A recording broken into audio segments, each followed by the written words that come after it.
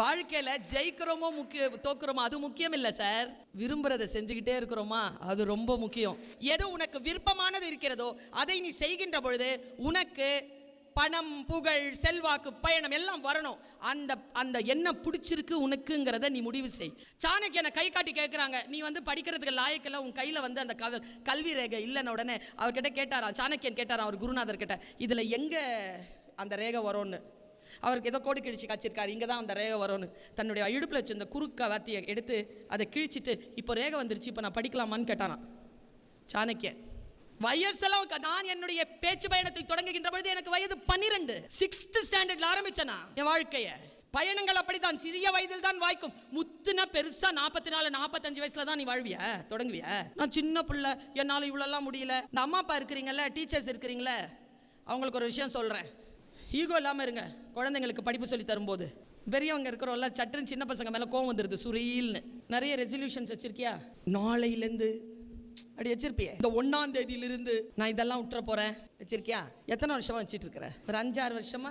உணர்வு தெரிஞ்ச நாள்ல இந்த 15-16 வயசு குழந்தைக்கு சொல்றேன் நான். 5ஆம் தேதிக்கே அது இல்லாம போகுது. எப்படி அது பொங்கல் வரைக்கும் கூட தாங்க மாட்டேங்குது. நான் இன்னைக்கு உனக்கு அந்த திரையை விலக்கி விடுகிறேன். உனக்கு பாரு, பர்வீன் சுல்தானாவோ இந்த கல்வி வழிகாட்டியா இவங்க யாருமே உன்னை ஒரு குதிரை, நீ உன்னை தண்ணி ஓடையின் பக்கம் கூட்டிட்டு போய் நிறுத்த தான் முடியும். தண்ணி குடிக்க வேண்டியது நீ. உனக்காக நான் குடிக்க முடியாது. உன் தாகம் தீராது. இந்த உலகத்திலேயே 800 கோடி மக்கள் 850 கோடி மக்கள் இருக்கிற இந்த பூலோகத்தில் பந்து இருக்குல்ல, அதில் முதல் பணக்காரன் அவன் தான். அவன் பண மதிப்பு எவ்வளோ தெரியுமா? நான் 3 நாளுக்கு முன்னால் தான் போய் தேடினேன். எவ்வளோ தாண்டா நீ வச்சிருக்கிறேன்? 56 கோடி லட்சம். நான் வந்து 56 lakhs crore rupees வச்சிருக்கார். ஒரு மனுஷன் வச்சிருக்கான்ப்பா. அவர்கிட்ட ஒரு கேள்வி கேட்கப்படுது. இதான் நீங்கள் வீட்டுக்கு எடுத்துகிட்டு போக போகிறீங்க. ஆலன் மாஸ்க் கிட்ட ஒரு கேள்வி கேட்டாங்க. அதுக்கு அந்த ஆள் சொன்ன பதில் இருக்குல்ல, தெரியும்ப்பா நீ ஏன் இவ்வளோ பணக்காரனாக இருக்கிறன்னு இப்போ தெரியுதுப்பான்னு நான் முடிவுக்கு வந்தேன். நீ ஒரு இலக்கை ஃபிக்ஸ் பண்ணிட்டீங்க. அந்த இலக்கை அடைவதற்கு உங்களுக்கு நீங்களே தர மோட்டிவேஷன் என்ன? ஆலன் மாஸ்க் சொன்ன பதில் என்ன தெரியுமா? உங்கள் கேள்வி எனக்கு புரியவில்லை. அந்த இலக்குக்கு போக முடியாதபடிக்கு உங்கள் தடைகளை நீக்கிறதுக்கு உங்களுக்கு நீங்களே மோட்டிவேட் பண்ணிக்கிறீங்கல்ல, அது என்னது சார்? ஜென்ரலாக எல்லா குழந்தைங்களும் கேட்குற கேள்வி. படிக்கணும்னு உட்கார்ற மேடம், படிக்க முடியல மேடம். சும்மா ரீல்ஸ் பார்க்கலான்னு உட்கார்ற மேடம், ஒரு நாள் முழுக்க போயிடுது மேடம். கேட்குறீங்களா? 10 நிமிஷம் படிக்க முடியல, 3 மணி நேரம் ரீல்ஸ் பார்க்க முடியுது. இதே கேள்வியை தான் மாற்றி சொன்னாங்க ஆலன் மாஸ்க் கிட்ட.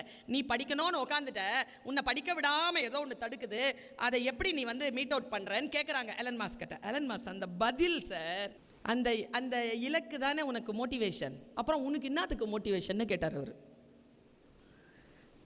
இலக்கை ஃபிக்ஸ் பண்ணது நீ தானே, அப்போ என்னத்துக்கு உனக்கு மோட்டிவேஷன் அவர் கேட்குறாருங்க. நான் ஒரு இலக்கை ஃபிக்ஸ் பண்ணா அதுதான் என் மோட்டிவேஷனை தவிர அதை அடையிறதுக்கு இன்னொரு ஒரு மோட்டிவேஷன் எனக்கு தெரியலன்னு எவன் சொல்கிறானோ அவன் ஆலன் மாஸ்க் மாதிரி உயர்றான். உன் இலக்கை நீ தானே மாற்றணும், உன் வேலையை நீ தானே செய்யணும். இன்னைக்கு சொல்கிறேன் குழந்தைகளை, நீங்கள் போய் வீட்டில் போய் எழுதி வச்சுக்கோங்க. The only person under the sky will help you is you. இவர் இவ்வளோ சொன்னார்ல, அது எது உன்னுடையதுன்னு தேடி போக வேண்டியது உன் கடமை. எங்கள் கடமை, நாங்கள் இங்கே இருந்து வரிசையாக உனக்கான வழியை காட்டிவிட்டோம். அதில் எந்த வழி உன் வழி என்று நீ தான் தேடி போக வேண்டும். உன்னை யாராலும் தடுத்து நிறுத்த முடியாது. நான் இப்போ இங்கே நிற்கிறேன்ல, ஐ ஆம் அ சிலபஸ். ஐயோ இந்த குழந்தைங்களுடைய பேச்சு இந்த கேட்டு எவ்வளோ நாள் ஆச்சுன்னு சொன்னல, 4 மாதம் ஆச்சு சார். இந்த 4 மாதம் ஏன் ஆச்சுன்னு சொல்கிறேன். வறுமை கூட அவமானம் இல்லை சார், புறக்கணித்தல் போல் அவமானம் வேறு இல்லை குழந்தைகள். நான் உங்களுக்கு ஒரு விஷயம் சொல்கிறேன், நீங்கள் உங்களுக்கு டைரிகளில் போய் எழுதி வைத்துக் கொள்ளுங்கள். தோத்துட்டீங்கன்னு வச்சுக்கோங்களேன், அடுத்தவன் சொல்கிற மாதிரி வாழணும். ஜெயிச்சிட்டனா நீ நினைக்கிற மாதிரி உன்னுடைய வாழ்க்கையை வாழலாம். அதனால் சொல்கிறேன், ஜெயிச்சிடு, தோத்துறாத. அடுத்தவங்களுடைய வாழ்க்கை இல்லை நம்ம வாழ்க்கை. 2 வீலருக்கெல்லாம் டிரைவர் வைக்க முடியாது. குதிரை ஓட்டுறீங்கன்னா குதிரையை நீங்கள் தான் ஓட்டணும், பின்னால் உட்காந்துட்டு இருக்க முடியாது. லைஃப் அப்படி தான், உங்கள் லைஃப்பை நீங்கள் தான் செலுத்தணும். நான் ஒரு பிடி டீச்சராக தான் என்னுடைய லைஃப்பை ஆரம்பித்தேன். பென்சில், இந்த பென்சில் ஆரம்பித்த என்னுடைய வாழ்க்கை இன்னைக்கு மாறி இருக்கு. எனக்கு தெரியாது மற்றவர்கள் எப்படியெல்லாம் வாழ்க்கையில் வளர்ந்தார்கள் உயர்ந்தார்கள் என்று. அவர்கள் எல்லாம் வாழ்க்கையில் வளர்ந்திருக்கிறார்கள், உயர்ந்திருக்கிறார்கள். என் பயணம் கொஞ்சம் வித்தியாசமானது. பிடி டீச்சராக இருக்கும்போது எனக்கு கிரவுண்டில் தான் உட்காரத்துக்கு தான் சீட் கிடைக்கும். எனக்கு வந்து வெயில் ஆகாது. நான் டிசிப்ளின் டியூட்டின்னு சொல்லிட்டு ரூம்ஸை வந்து ரவுண்ட்ஸ் அடிச்சுக்கிட்டு இருப்பேன். அப்போ ஒரு கிளாஸில் வந்து ஃப்ரீயாக இருந்தது ஒரு கிளாஸ் ரூம். அப்போ எனக்கு வயசு வந்து 22.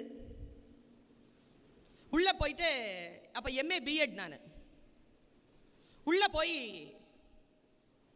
ஒரு கிளாஸை பார்த்தா ஒரு கிளாஸ் எம்டியாக இருந்தது. உள்ளே போயிட்டேன். அப்போ பிடி டீச்சர் வேலை, 800 ரூபாய் சம்பளம். உள்ளே போயிட்டேன். பேப்பர் எடுத்து பார்க்குறேன். என்னப்பா கிளாஸ்? என்ன? இல்லை, திருக்குறள் மேடம். நான் திருக்குறளா? தமிழ்னா உயிர் எனக்கு. நான் நடத்தட்டுமான்னு கேட்டால் சிரிச்சானுங்க பசங்க. ஒழுக்கமுடைமை அதிகாரம் 5வது குறள் ஆரம்பிக்கிறேன். டீச்சர் வந்துட்டாங்க. உள்ளே வந்த டீச்சர் சொன்னாங்க, 10th ஸ்டாண்டர்ட் போர்டு எக்ஸாம், ஒரு பிடி டீச்சர் எப்படி கிளாஸ் எடுக்க வர்றீங்க? நீங்கள் உள்ளே எப்படி நுழைஞ்சிங்க? எப்படி புக்கை கையில் எடுத்தீங்க? வெளில போங்க. நாங்கள் பாருங்களேன், நான் வர்றதுக்காக நீங்கள் காத்திருந்தீங்கல்ல. ஒரு வாரம் 10 நாளைக்கு முன்னாலேயே இவங்கெல்லாம் வந்து எனக்கு ஃபோன் பண்ணி நீங்கள் வரணும் மேடம்னு காத்திருக்கிறாங்கல்ல. என் வரவுக்காக காத்திருக்கக்கூடிய காலம் இல்லை. என்னை வெளியில் போக சொன்ன காலத்தை நான் அமிலமாக குடித்தேனா, இந்த அவமானத்தை குடித்தேனா. வெளியில் வந்தேன். 3 மாதம் தான் வேலை செஞ்சேன். சம்பளம் எடுத்துகிட்டு போய் பிஹெச்டிக்கு ஊதியம் கட்ட, இந்த மாதிரிலாம் எனக்கு யாரும் கிடைக்கல. 2100 ரூபா போய் கட்டுறேன். பிஹெச்டி சப்மிட் பண்ணுறேன். 5 வருஷம் ஆச்சு. ஒரு காலேஜில் எனக்கு இன்டர்வியூ வருது. இப்படி வந்து உட்காந்துருக்கேன் பிரின்ஸிபல் ரூமுக்கு முன்னால் இன்டர்வியூக்கு.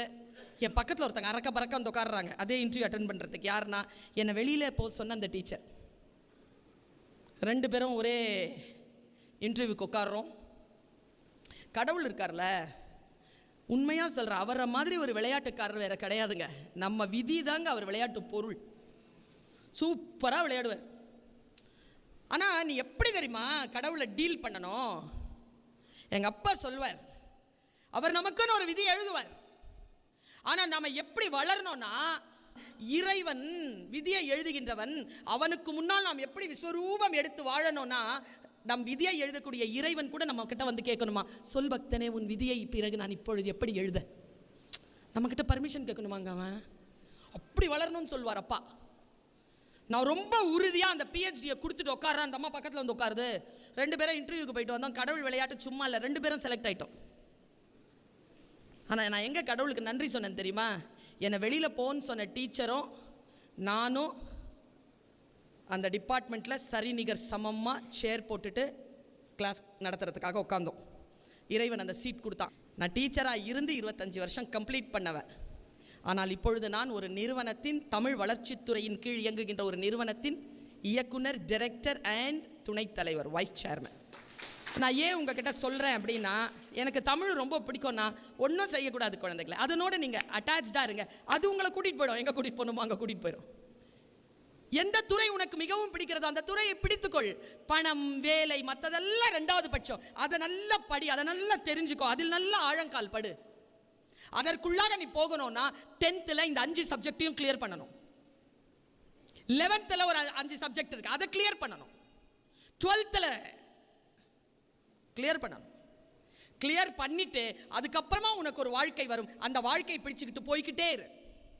நான் இந்த 10th and 12th and 11th படிக்கிற பிள்ளைகளுக்கு சொல்லுவேன், நீங்கள்லாம் யார் தெரியுமா? துறைமுகத்தில் நின்று கொண்டிருக்கும் கப்பல். இப்போ உங்களை கட்டிட்டு இருக்கிறாங்க. வலிக்கும் தான், வலிக்க வலிக்க கட்டுவார்கள். நான் என்ன சொல்கிறேன்? கட்டப்படு என்கிறேன். நான் கட்டப்படு, வலிக்க வலிக்க கட்டப்படு. ஏன் தெரியுமா? நீ கட்டப்பட்டு நடுக்கடலுக்கு போகின்ற பொழுது அங்கே சூறாவளியும் புயலும் நடுக்கடலில் நீ சந்திக்க வேண்டி வரும். அப்பொழுது துறைமுகத்தில் உனக்கு உதவி செய்த யாரும் அங்கே இருக்க மாட்டார்கள்.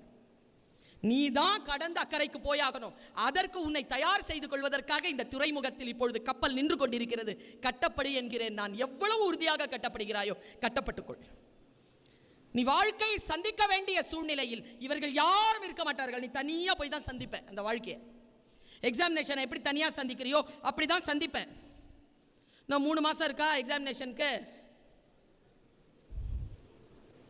எவ்வளோ இருக்குது? 3 மாதம் இருக்கா சார்? இருக்கா? 2 months இருக்கு. 60 days. உண்மையாக சொல்லு. எல்லா பாடத்தையும் முடிச்சிட்டேன்னு சொன்னான். கை தூக்கு. படிச்சு முடிச்சிட்டேன் நான். ரொம்ப இம்பார்ட்டண்ட்டான ஒரு விஷயத்த சொல்கிறேன். இந்த ஃபஸ்ட் மார்க் வாங்குறவங்கள பார்த்தரெல்லாம் மிரளாத. ஃபஸ்ட் மார்க் வாங்கணும்னு பயப்படாத.